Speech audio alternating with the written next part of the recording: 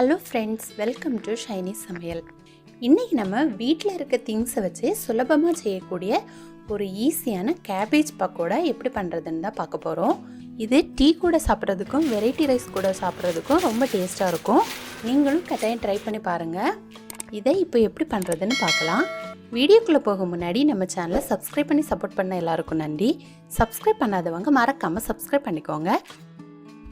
முட்டைக்கோஸ் பக்கோடா பண்ணுறதுக்காக நான் இன்றைக்கி 300 கிராம் முட்டைக்கோஸை கட் பண்ணி எடுத்திருக்கேன். உங்களுக்கு எவ்வளோ தேவையோ நீங்கள் அந்தளவுக்கு எடுத்துக்கோங்க. இந்த மாதிரி நீளமான ஹோல் இருக்கிற துருவலில் துருவி எடுத்துக்கோங்க. அப்போ தான் பக்கோடாவுக்கு கரெக்டாக இருக்கும். சின்ன துருவலில் துருவி எடுத்தால் அது ரொம்ப பொடி பொடியாக இருக்கும். இது நமக்கு கொஞ்சம் நீளமாக கிடைக்கும். நீளமான துருவலில் துருவும்போது இந்த மாதிரி நமக்கு நீளமாக சூப்பராக கிடைக்கும். இப்போ நான் எல்லாமே துருவி எடுத்துட்டேன். இந்த மாதிரி துருவல் இல்லாதவங்க கட் பண்ணி கூட எடுத்துக்கலாம். அடுத்து ஒரு பெரிய வெங்காயத்தையும் இந்த மாதிரி நீல வாக்கில் நறுக்கி வச்சுருக்கேன்.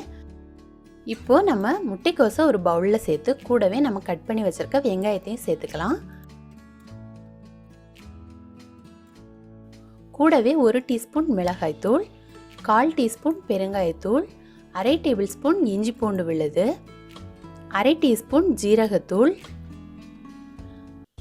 தேவையான அளவு உப்பு. அடுத்து நான் 3 டேபிள் ஸ்பூன் அளவு கடலை மாவு சேர்த்துக்கிறேன். கடலை மாவு இல்லாதவங்க கோதுமை மாவு கூட சேர்த்துக்கலாம்.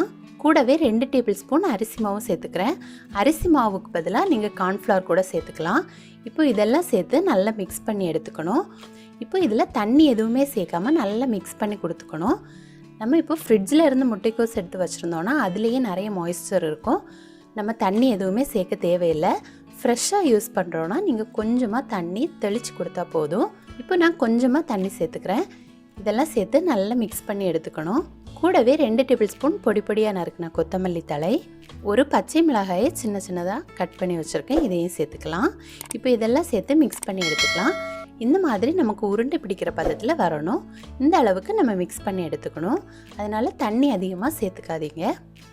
இப்போ இதில் நம்ம கொஞ்சம் கொஞ்சமாக எடுத்து பக்கோடா பொரிச்சுக்கணும்.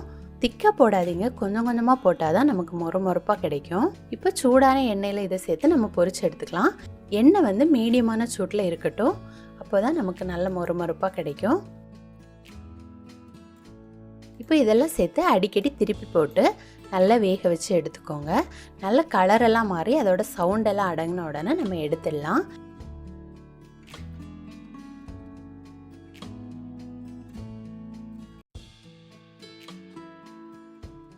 இது பொரிஞ்ச உடனே நம்ம எடுத்து வச்சிடலாம்.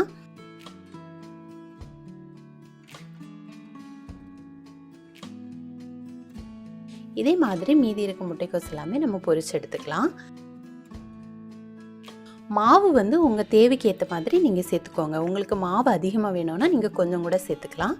கம்மியாக போதும்னா இந்த அளவு சேர்த்துக்கிட்டா போதும். இது நமக்கு பண்ணுறதுக்கு ரொம்ப டைம் ஆகாது. முட்டைக்கோஸ் நமக்கு ஈஸியாக கிடைக்கவும் செய்யும். ஆனால் இதில் நம்ம காலிஃப்ளவரை விட இந்த கேபேஜ் பக்கோடா ரொம்ப சூப்பராக இருக்கும். நீங்களும் கட்டாயம் ட்ரை பண்ணி பாருங்கள். இது வெரைட்டி ரைஸ் கூட சாப்பிட்றதுக்கும் ரொம்ப நல்லாயிருக்கும். டீ கூட சாப்பிட்றதுக்கும் ரொம்ப நல்லாயிருக்கும். எவ்வளோ மொறுமொறுப்பாக வந்திருக்குன்னு உங்களுக்கு சவுண்ட் கேட்டாலே தெரியும். ரொம்ப சூப்பராக இருக்கும். நீங்களும் கட்டாயம் ட்ரை பண்ணி பார்த்துட்டு எப்படி வந்துச்சுன்னு உங்களோட கமெண்ட்ஸ் சொல்லுங்கள். இந்த வீடியோ உங்களுக்கு பிடிச்சிருந்தனா ஷைனி சமையலை மறக்காமல் சப்ஸ்கிரைப் பண்ணிக்கோங்க. தேங்க்யூ.